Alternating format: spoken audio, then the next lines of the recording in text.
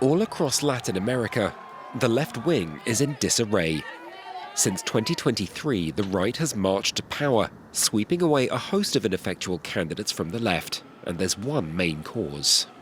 What's really driving this is citizens' fear of crime and insecurity. If you look at public opinion surveys in Latin America, fear of crime, insecurity is the #1 issue for most voters. It's really about tapping into people's fears, polarizing the electorate, and demonstrating that, in this case, the left can't effectively address many of voters' primary concerns.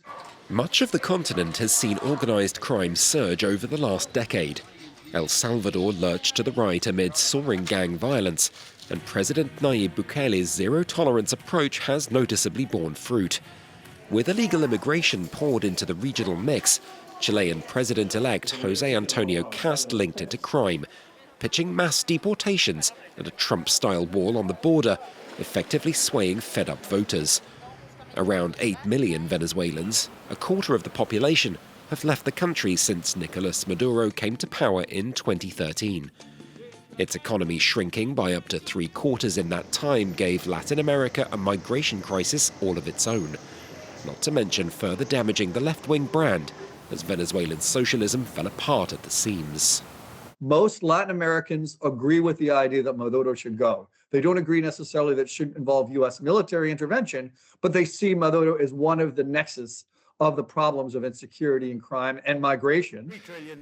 What's more, Donald Trump's taken a renewed interest in matters to the south, setting the U.S. military on alleged drug runners, backing politicians like Argentina's Javier Milei with billions of dollars in financial support, and using trade deals and tariffs as a carrot and stick to push countries into line. Latin America's politicians have started to take notes. This is about dividing people, polarizing politics, and engaging in a sort of scorched earth policy in which you basically delegitimize any of those who came before you, any of your opponents, and that's very much pro-Trump. The US published its national security strategy in November, setting out a plan to restore American preeminence in the Western Hemisphere. With much of Latin America seemingly beginning to emulate Donald Trump, Washington may already be well on its way.